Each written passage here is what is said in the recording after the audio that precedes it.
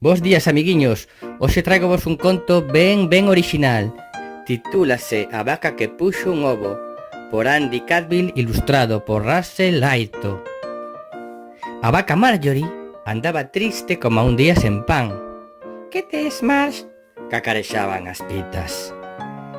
Non me sinto especial, dicía Marjorie. Non podo montar en bicicleta, nin dar un pinchacarneiro como as outras vacas. É que me sinto tan pouco orixinal. Esa noite as pitas comezaron a tramar un plan ben enxeñoso. Murmuraban. A mañá seguinte produciuse unha conmoción descomunal na eira. Puxen un ovo! Chiou Marjorie. As outras vacas todas quedaron apampando. Ningunha delas nunca puxera un ovo.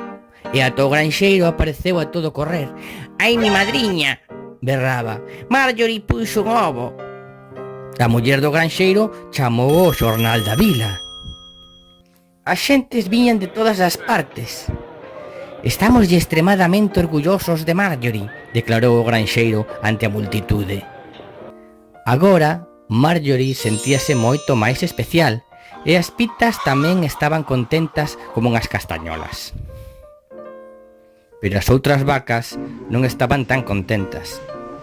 Agora o de andarmos en bicicleta e darmos pinchacarneiros pareceme ordinario. Aquí estáche pasando algo raro. As vacas non poñemos ovos. Son as pitas as que poñen ovos. Pensamos que non fuches ti quen puxo ese ovo, dixeronlle as vacas a Marjorie. Pensamos que foron as listas das pitas quen o puxeron. Marjorie quedou pasmada.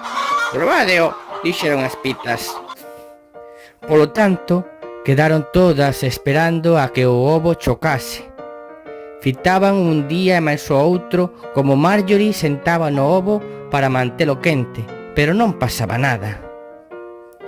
Ata que de súpeto, unha mañá, escoitaron un ruído.